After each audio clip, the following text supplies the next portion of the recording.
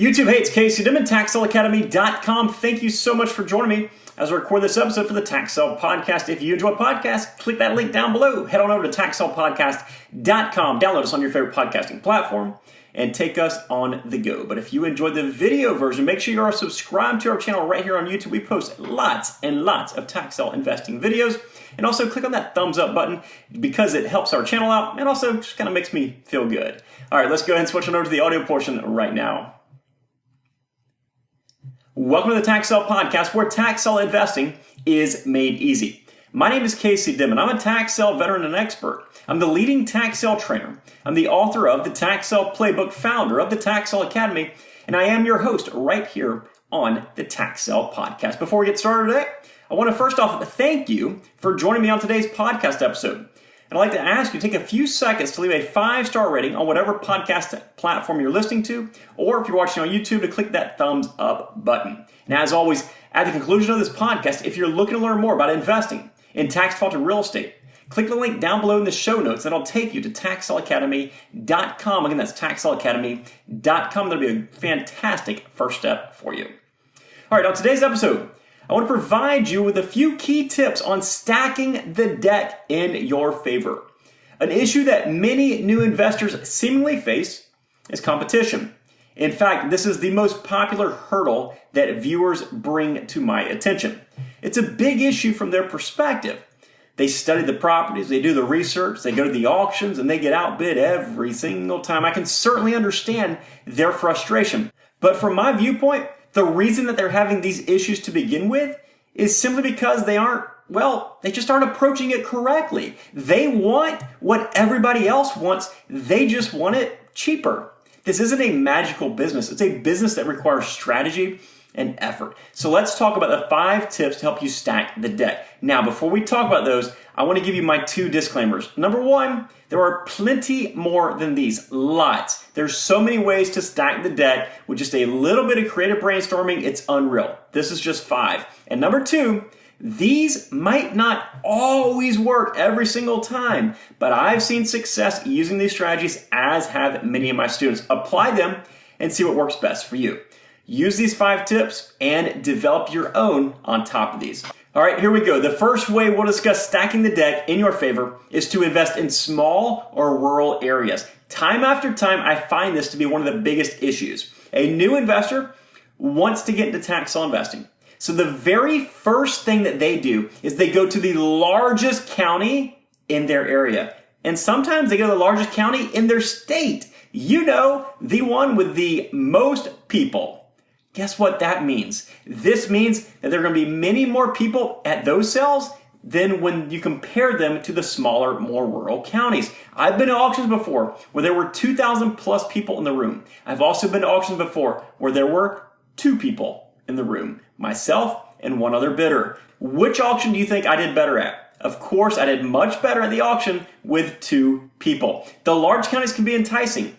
Easy information, large list, smooth process, but don't fall for all that. The negative of the crazy amounts of people are going to quickly eliminate any positives that you could pull out of that situation. Small towns, big returns. It's as simple as that. My second way to stack the deck is to physically attend auctions. Online auctions, they are a necessity. I attend them just about daily. There's so many advantages to them. Most of these advantages revolve around them being so convenient. I've purchased properties from 30,000 feet in the air, from a cruise in the middle of the Bahamas, from a McDonald's, while at other auctions, literally from just about everywhere you could think of. I've purchased properties because of online auctions. But guess what? Me and you, we're not the only people that they're convenient for.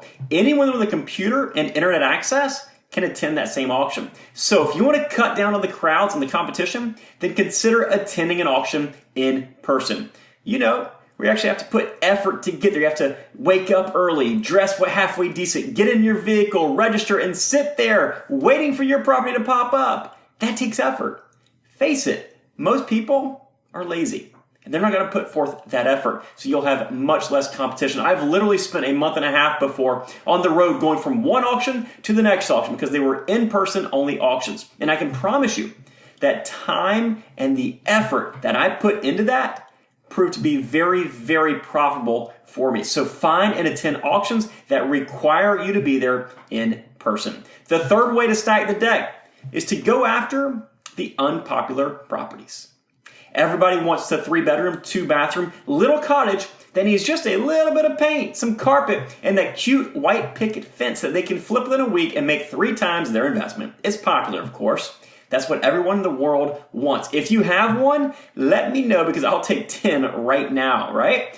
So instead of going after what everybody else in the world wants, why not choose something just a little bit different? Why not grab that lot out in the middle of the national forest, or that beat up single wide trailer, or that property that no one is bidding on but does have a little bit of value? I've made far more money off of the properties that nobody else there at that auction wanted than the ones where lots of other people were bidding against me. Far more money. So go after the unpopular properties. The fourth way is to use a specific strategy.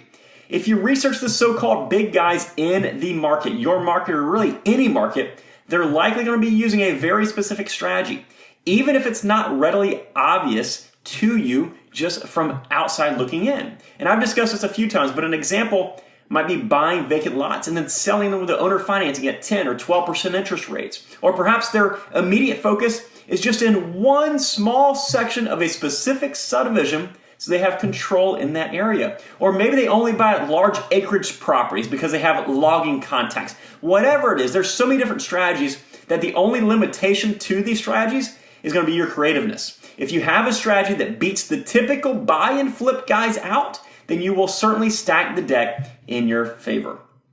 The last one that I want to address might actually seem a little counterproductive, but that's patience.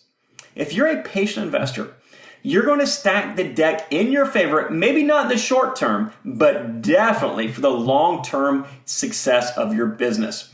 Impatient investors rush into bad decisions that cost them lots of money.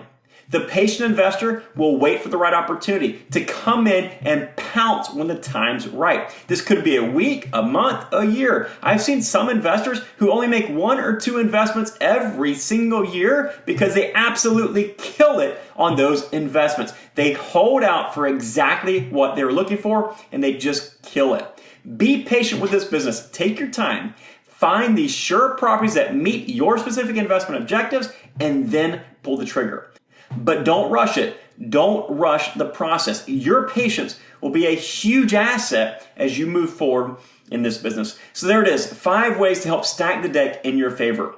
The smaller, less populated areas, going to physical auctions, buying the unpopular properties, having a specific strategy, and being patient with what you're doing. If you start applying these right now, you'll certainly increase your chances of success in this business. And as I mentioned earlier, there are plenty of other ways to stack the deck in your favor. Be creative. Use every auction and every property as a learning opportunity and keep pushing forward nonstop. If there's anything at all that we can do to help you, be sure to visit TaxSaleAcademy.com. You can grab a free copy of Tax Sale Playbook while you're there. Just help us cover the shipping costs. Or if you're ready to get started, go to that same website, TaxSaleAcademy.com. Click on Join at the top of the screen and become a member of the Tax Sale Academy for access to our most detailed, comprehensive step-by-step training program. I really hope that you've enjoyed today's episode. If you did find this episode or any of our other episodes helpful, it'll mean so much to us if you leave us a 5-star rating and some positive feedback, comments on whatever podcasting platform you're listening to us on. And if you're watching on YouTube, please subscribe to our channel and click that thumbs up button. We'll see you on the next episode. Take care. Bye-bye.